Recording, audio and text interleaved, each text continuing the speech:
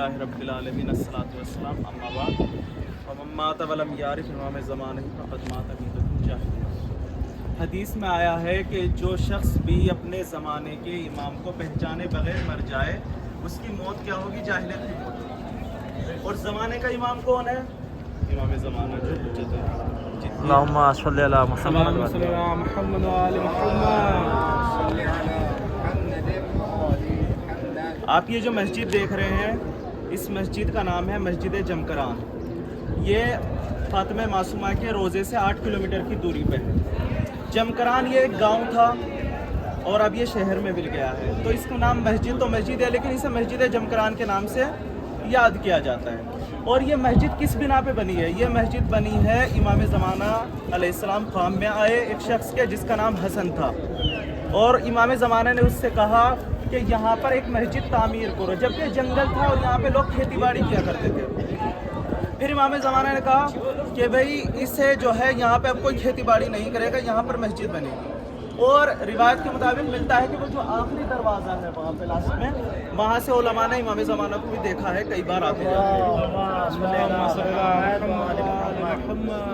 اسی طرح ہم دعائیں پڑھتے ہیں۔ اب امام زمانہ کو ایسا تو نہیں کہ ہم ایک ہی بار یاد کریں، امام زمانہ ویسے ہر جگہ موجود ہیں، لیکن ایک روایت میں ملتا ہے امام زمانہ یہاں پر آتے ہیں، جیسے اور جگہوں پہ آتے ہیں نا، ہفتے میں ہر دن بٹا ہوا ہے ان کا، سنڈے منڈے ٹیوزڈے جتنے بھی ہیں، پیر والے دن کہیں، منگل والے دن کہیں۔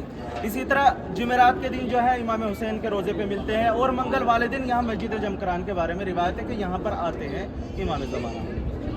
اب امام زمانہ کو کیسے یاد کرا جائے؟ امام زمانہ کو یاد کرنے کا جیسے دعائے فرج، اللہم کل ولی کا جو دعا پڑھتے ہیں اسے پڑھنا چاہیے۔ اس کے کئی سارے فائدے بتائے۔ امام زمانہ کو یاد کرنے کے لیے ہے کہ اگر کوئی اس دعا کو پڑھے گا وہ شہید مرے گا۔ دوسری دعا یہ ہے کہ اگر وہ مر بھی گیا تو اسے زندہ اٹھایا جائے گا اور امام کے ساتھ اسے شامل کیا جائے گا۔ اسی طرح ایک دعا ہے دعائے احد، جو امام زمانہ سے منسوب ہے، جسے 40 دن لگاتار اگر انسان پڑھتا ہے تو وہ امام زمانہ کے ساتھیوں میں شمار ہوتا ہے، اس کا جو نماز صبح کے بعد پڑھنے کی اس کی تاکید ہے۔ اب امام زمانہ کو ہم جب دل سے یاد کریں گے، امام زمانہ جب یہ ہمارے سامنے آئیں گے اور ہماری مدد کریں گے، لیکن ہم امام زمانہ کو دل سے نہیں کرتے۔ اسی طرح ایک اور روایت میں ملتا ہے، یہی کہ ایک عالم ہے، انہوں نے اپنی کتاب میں لکھا ہے، آیت اللہ بہجت نے، وہ فرماتے ہیں کہ ایک شخص آئے، انہوں نے اپنی کتاب میں لکھا ہے، ایک شخص ایک جوان ایک عالم کے پاس آتا ہے اور کہتا ہے کہ میں امام زمانہ سے ملاقات کرنا چاہتا ہوں، میں کیا کروں؟ اب عالم جو کہتے ہیں کہ ایسا کرو، رات میں تیز نمک والا کھانا کھا کر سو جاؤ۔ وہ کہنے لگا کہ بھئی امام زمانہ سے ملاقات کرنے کا کیا اس میں رول ہے؟ نے کہا نہیں، تم کھانا کھاؤ اور سو جاؤ۔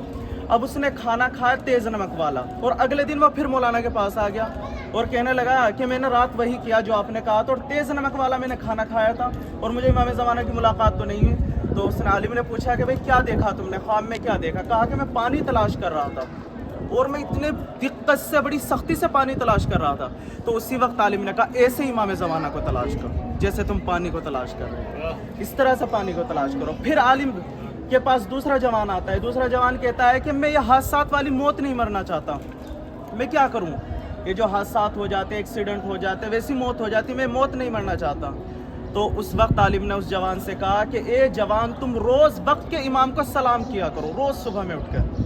جو کہ سلام کا اس سے کیا مطلب؟ کہا کہ جب تم وقت کے امام کو سلام کریں گے، اور جسے وقت کا امام سلامتی کی دعا دے دے اسے کبھی موت نہیں آ سکتی۔ یہ ہے نا، ہمارے وقت کے امام موجود ہیں اور امام ہمارے منتظر ہیں، ایسا نہیں کہ ہم ہی ان کے منتظر، وہ بھی ہمارے منتظر اور انتظار کر رہے ہیں۔ اسی طرح امام زمانہ کو کس طرح یاد کیا جائے؟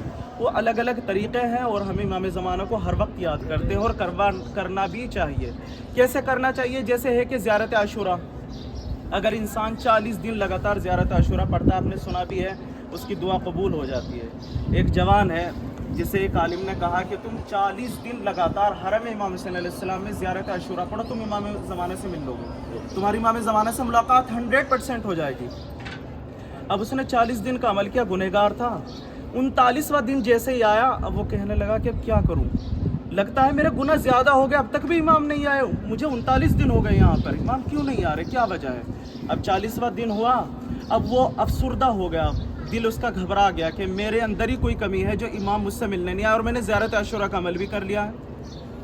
اب وہ کیا کرا، اس نے 40واں دن جب پورا ہوا، گھوڑا لیا اپنا، واپسی کی طرف آ رہا تھا، मैं अपने घर जा रहा हूँ कि इमाम ज़माना से मेरी मुलाकात नहीं होगी।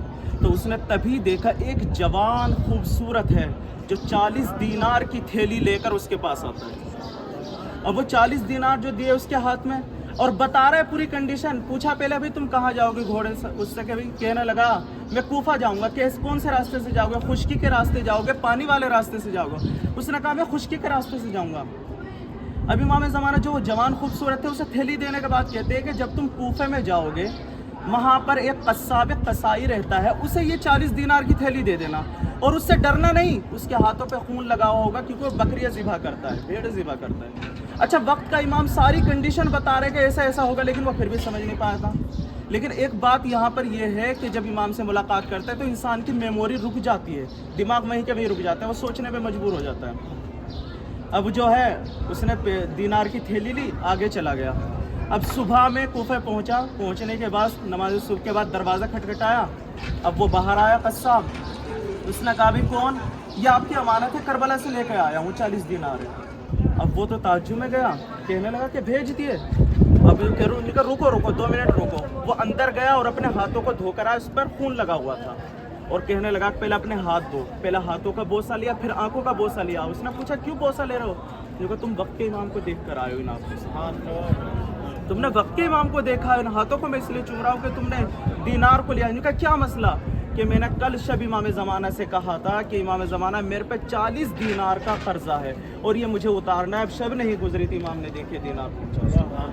ये है हमें अपने वक्त के इमाम को किस तरह याद करना चाहिए। हम खुदावंद आलम से दुआ गो हैं कि परवरदिगार सैयदुश शुहदा के सदक़े में जनाब फ़ातिमा ज़हरा सलामुल्लाह अलैहा के सदक़े में सबकी ज़ियारत को कबूल फरमा। सैयदा फ़ातिमा ज़हरा सलामुल्लाह अलैहा के सदक़े में इमाम ज़माना के ज़हर में ताजिल अता फरमा और हमें उनके अंसार और अक़रबा में शामिल फरमा। सैयदुश शुहदा के सदक़े में जो बे औलाद है उनको औलाद सालेह इनायत फरमा। आइम्मा अतहार के सदक़े में जो मोमिनीन मोमिनात इस दुनिया से चले गए उनकी मग़फ़िरत फरमा। सैयदुश शुहदा के सदक़े में सबकी दिली जायज़ ख्वाहिशात को पूरा फरमा। इमाम हुसैन अलैहिस्सलाम के सदक़े में इमाम ज़माना के ज़हर में ताजिल अता फरमा।